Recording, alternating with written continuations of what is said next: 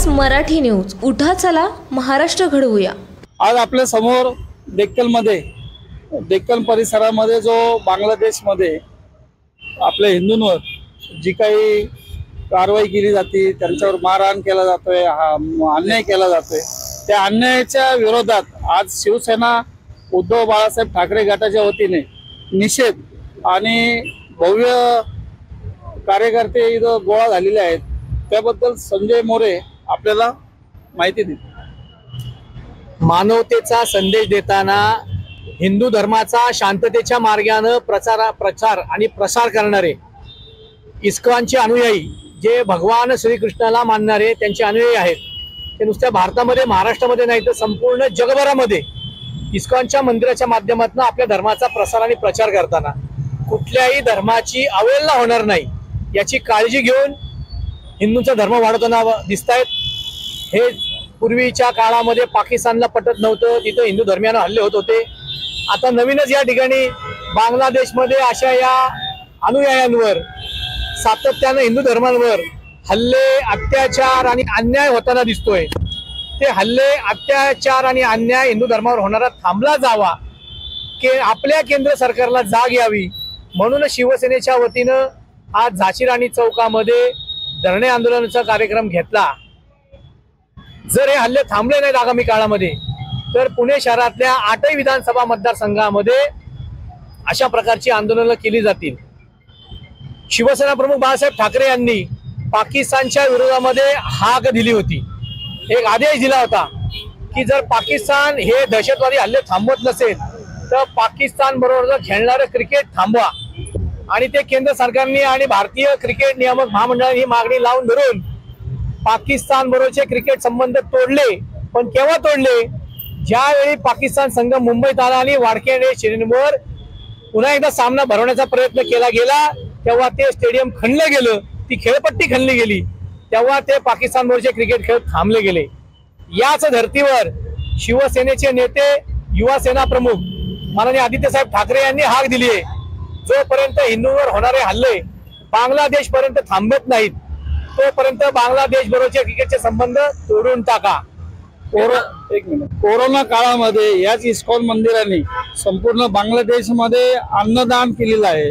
तरी पण बांगलादेशातले नागरिक, काही ठराविक समाजाचे नागरिक हे इस्कॉन मंदिराला व हिंदूंनाच टार्गेट केलं जातंय. तर या इस्कॉन मंदिराचं जे काही कामकाज चालू आहे, संपूर्ण जगामध्ये काम चालू आहे, तरी पण बांगलादेशमध्ये यांना वेगळी वागणूक दिली जाते. यावर आपण नक्कीच आपल्या हिंदू धर्मीय अतिशय सहिष्णू आहे. अनेक देशातील नागरिकांना कोरोना काळामध्ये मदत केलेली आहे. आपल्या देशातही अनेक देशांना मदत गेली आहे, अन्नधान्याच्या मार्फत असेल, पैशाच्या मार्फत असेल. कोरोना काळामध्ये भारतीयांनी जी लस निर्माण केली, जी पुण्यामध्ये लस तयार झाली, ती लस सुद्धा इतर देशांना देण्याचं काम हे हिंदुस्थानातल्या सरकारनं, आपल्या हिंदुस्थानच्या नागरिकांना ज्यांनी ही लस निर्माण केली त्यांनी देण्याचं काम हे केलंय. त्यावेळी तो कोरोना आटोक्यात येण्याचं काम या जगभरात झालंय. असं असून सुद्धा ज्या बांगलादेशाला आपल्या हिंदुस्थानने जन्माला घातलं, पूर्व आणि पश्चिम पाकिस्तान बघून त्या एका भागातनं बांगलादेशची निर्मिती हिंदुस्थानच्या सरकारनं आणि मिलिटरीने आपलं रक्त सांडून केली. असे हे बांगलादेशी आपल्याच हिंदुस्थानाच्या बंधू आणि भगिनीचं रक्त या बांगलादेशमध्ये सांडतायत.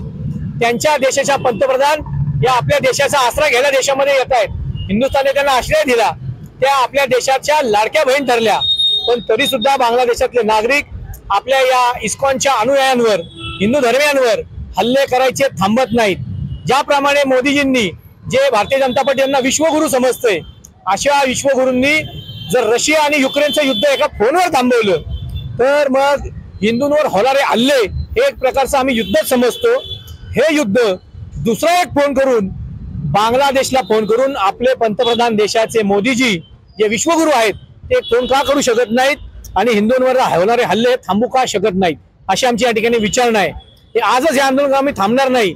हे हल्ले थांबत नाहीत तोपर्यंत या पुणे शहरामध्ये विविध मतदारसंघामध्ये 8 विधानसभा मतदारसंघामध्ये अशा प्रकारचं आंदोलन हे पुढच्या 15 दिवसात होत राहील. बांगलादेशी बेकायदेशीरपणे जे काय आपल्या महाराष्ट्रात काही आहेत, मुंबईत काही आहेत, देशात काय आहेत, शिवसेना म्हणून उद्धव ठाकरे आणि आदित्य ठाकरे हे इथं जे काय बेकायदेशीरपणे राहत आहेत तरी पण आपण त्यांना सांभाळून घेतोय, त्यांना आपण काय इशारा देऊ शकतो? केंद्र सरकारची भूमिका फक्त हिंदुत्व म्हणून निवडणुकीपुरती मर्यादित आहे. पटेंगे तो कटेंगे असं युपीचे मुख्यमंत्री इथं बोलतात, देशाचे पंतप्रधान म्हणतात हम एक है तो सेफ आहे. मग हे बांगलादेशातल्या हिंदुवासियांसाठी लागू नाहीये का? तिथे जाऊन ही आरोळी ठोकण्याची धमक तुमच्यात नाहीये का? तरी युपी मध्ये अनेक हिंदूंवर हे अत्याचार होत आहेत. तिथले मुख्यमंत्री काय करतायत? अनेक तरुण आपले बेरोजगार होत आहेत, त्यासाठी त्यांची कामकाज चालत नाही, पण दुसऱ्याच्या राज्यात यायचं आणि या ठिकाणी हिंदू मुस्लिमांमध्ये भांडण लावायचं काम हे करतायत. बांगलादेशातले अनेक तरुण मुलं मुली या देशामध्ये शिक्षण घेत आहेत. अनेक बेरोजगार लोक इथं तरुण तरुणी येऊन पुण्यातल्या आणि महाराष्ट्रातल्या आणि देशातल्या अनेक फुटपाथवर अनेक प्रकारच्या वस्तू खाद्यपदार्थ विकण्याचं काम करतात आणि इथं येऊन पोट भरतायत. ते शांततेने काम करतात, मग आम्ही करून देतोय. त्यांनी जर बांगलादेश प्रमाणे इथं काय कार्यवाही केली, इथं हिंदूंवर अन्याय केला, तर त्यांना इथनं आम्ही हुसकून पळवून लावू. त्यासाठी शिवसेनेची पद्धत काय असते हे बांगलादेशवासियांना चांगलं माहिती आहे, पाकिस्तानवासियांना चांगलं माहिती आहे. पाकिस्तानपेक्षा आणि बांगलादेशपेक्षा इथं मुस्लिम बांधव मोठ्या प्रमाणात आहेत. ते जर या ठिकाणी गुन्हा आमच्याबरोबर आपल्याबरोबर शाळेबरोबर राहतात, तर बांगलादेशींना इथनं हुसकवण्याचं काम आम्ही शिवसेनेच्या पद्धतीनं चांगल्या प्रकारे चोप देऊन इथना घाशा गुंडाळायला आम्ही भाग पाडू. हे अन्याय आणि अत्याचार जे बांगलादेशात होत आहेत, हिंदूंवर होत आहेत, ते त्वरित थांबले गेले पाहिजेत. नाही तर शिवसेनेसारखं काम पुन्हा एकदा आम्हाला रस्त्यावरून करावे लागेल. त्यात आम्ही काही मागे पुढे बघणार नाही. आमच्यावर गुन्हे दाखल होऊ देत. या ठिकाणी आम्ही त्या बांगलादेश जे हिंदूंवर अन्याय करते त्यांचा झेंडा फाडण्याचा, जाळण्याचा, तोडण्याचं काम या ठिकाणी करतोय. पण स्थानिक प्रशासन आम्हाला ते करू देत नाहीत. इथं जमावबंदीचा आदेश लागू असं म्हणतात. जमावबंदीचा आदेश लागू आहे, तर या ठिकाणी राज्य सरकार शपथविधी घेताना 40 लाख लोक कसे काय जमा करू शकतात? त्यांना जमावबंदी आदेश लागू नाहीये का? या ठिकाणी जल्लोष करताना रस्त्यावर उतरून फटाके फोडतायत, घोषणा देतायत, नाचतायत, बागडतायत, ढोल ताशा वाजवतायत. त्यांना जमावबंदी आदेश लागू नाही का? अशी विचारणा या सरकारला मला करायची. नवीन नवीन बातम्यांचे अपडेट पाहण्यासाठी 2024 तास न्यूजला सबस्क्राईब करा आणि बेल आयकॉन प्रेस करा.